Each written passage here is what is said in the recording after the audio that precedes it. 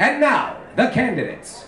Our first candidate is the only candidate who has promised to end our dependence on fossil fuels through the harnessing of zombie biotech power. He is the only candidate who believes in a pony for every American.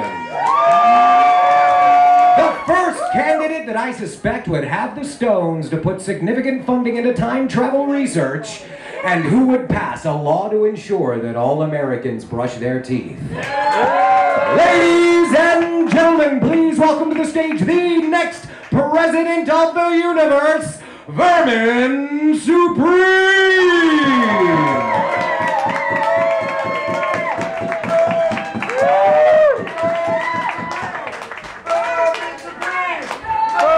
Supreme! Vermin Supreme! Vermin Supreme! Mr. Supreme, you have your mic right there. Our next candidate needs no introduction. He was just telling me backstage how happy he is to be in Florida, a place where he finally doesn't have to hide his love for flip-flops. He's unfairly drawn criticism for recognizing that dogs belong strapped to our roofs instead of stinking up our airspace. He is the only candidate brave enough to make sure that white men, corporations, and undifferentiated masses of cells are all afforded the same rights that women, homosexuals, ethnic and religious minorities, or the poor should never be allowed to come near. Ladies and gentlemen, please give it up for the king of the 1%, Ritt Momney!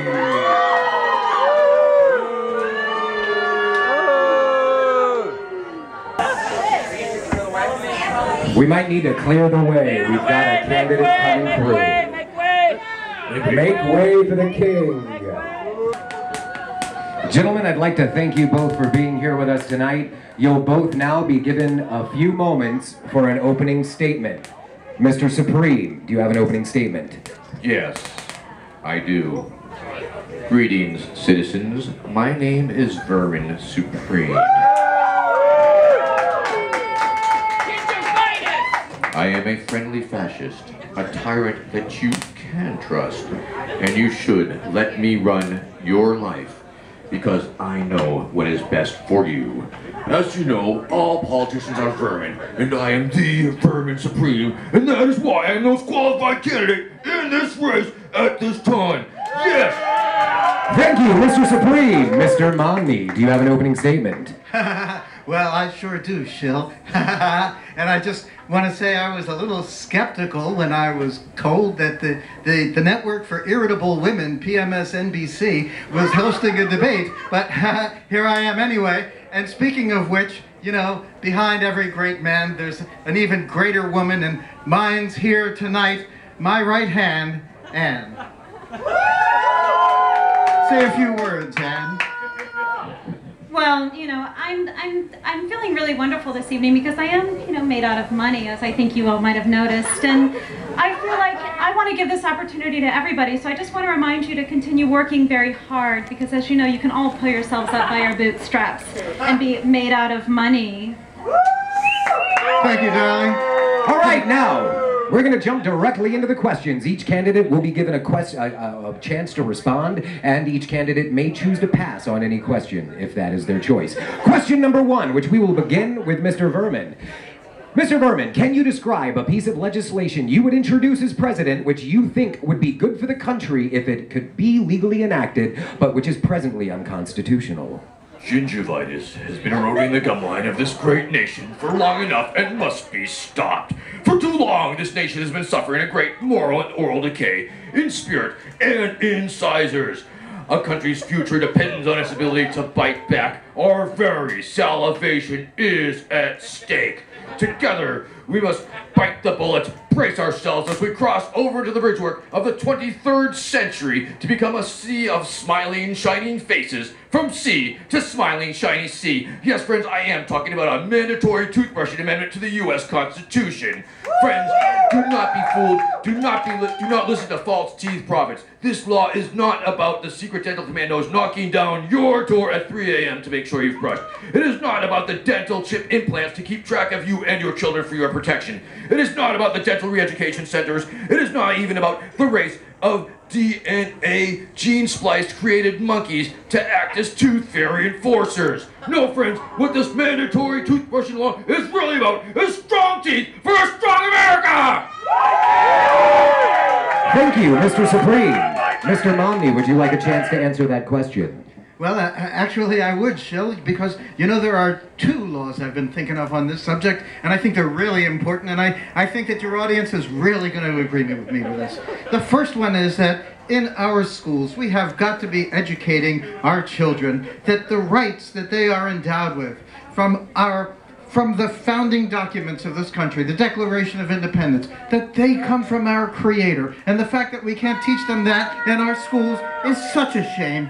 And the second thing is, I think that there should be a law against lesbians playing horseshoes. Because, you know, it's really something when they make that final stretch, just as they toss the horseshoe, and you see that little thing going on in the back, and it's like, oh, and I can't believe it when I say to myself, could she be a lesbian? That's the way it is, Sean. All right, thank you, Mr. Momney. We have one more general question. What lessons as a potential commander-in-chief do you take from America's current wars? And do you stand by American interventionism? Mr. Momney, you get the first chance to answer this question.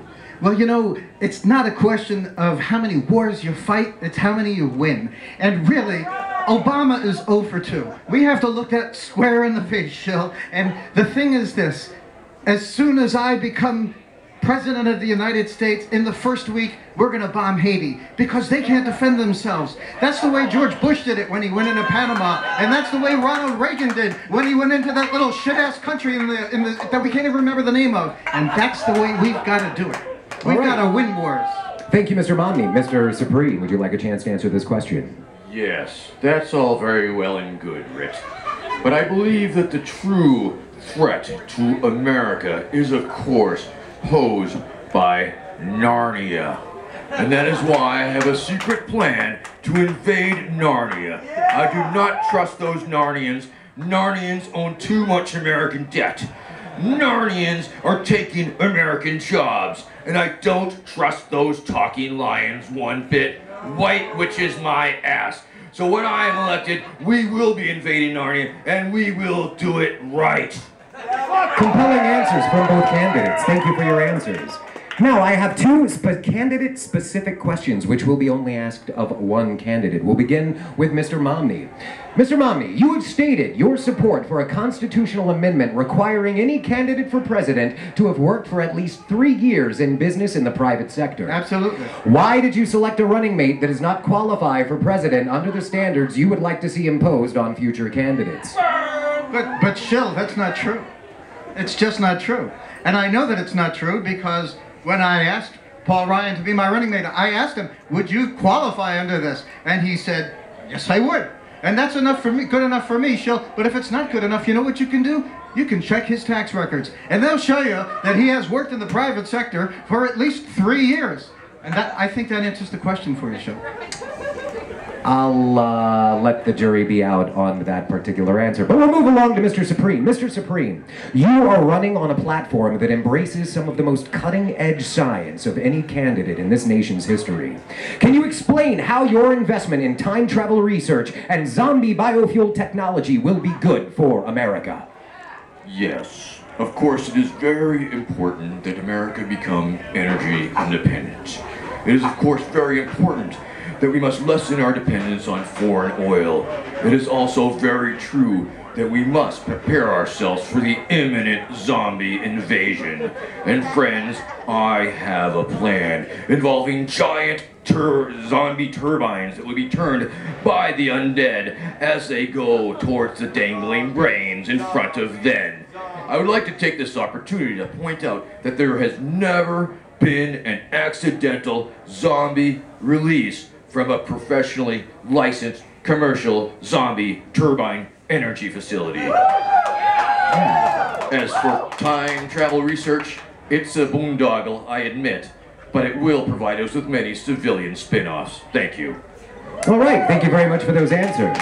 And now I'd like to give each candidate an opportunity to ask the other candidate any question they would like. We will begin with Mr. Supreme. Do you have a question for Mr. Momney? Well, this is a question for Ann, Ronnie, and I was wondering if we could, if you will extend the $77,000 tax credits that you have on your dancing horse to ponies. Yes, absolutely. I feel like everybody needs a horse. It's an excellent way to, receive tax credits. And so I actually am in support of Vermin Supreme on that measure. I think that's a wonderful idea. $77,000 tax credits for all Americans. I have seen a few ponies out there.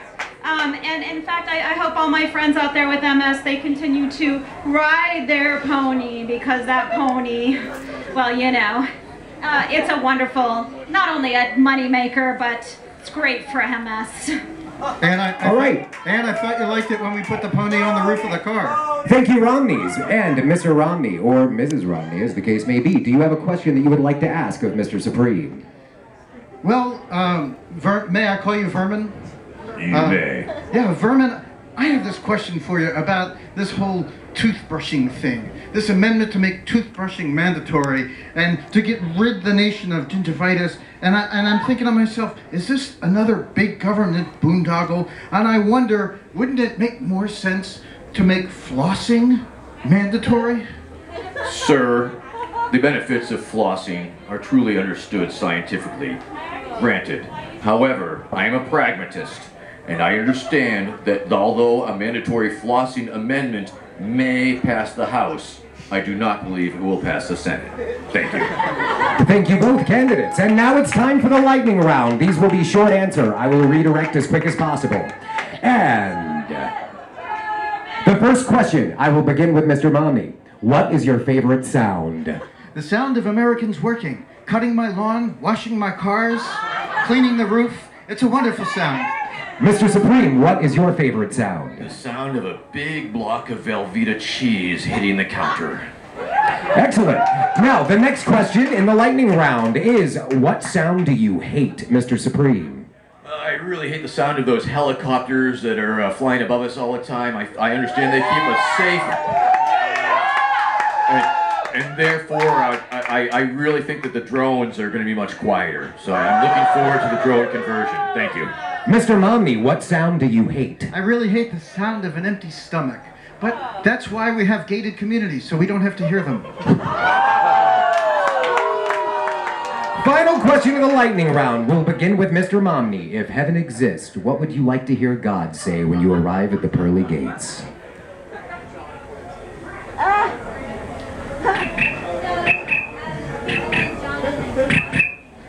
Do you have an answer, Mr. Momney? If heaven exists, what would you like God to say when you arrive at the pearly gates?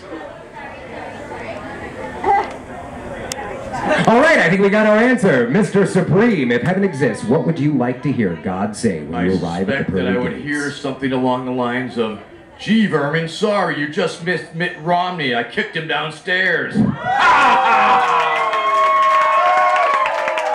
I don't know, ladies and gentlemen, this debate seems awfully close to call. I might have to call it a tie, but in the good old spirit... Wait. What? Wait. Chill. Wait, no. You haven't asked me the question. In the spirit of the American way, I think we're going to have to settle this the old-fashioned way with a good old throwdown. Gentlemen, go at it!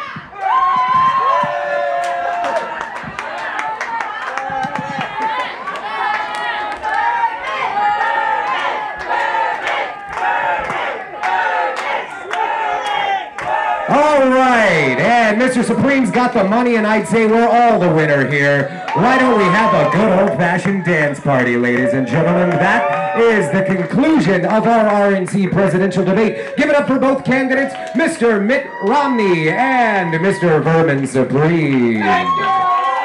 We'll pass the Senate. Thank you.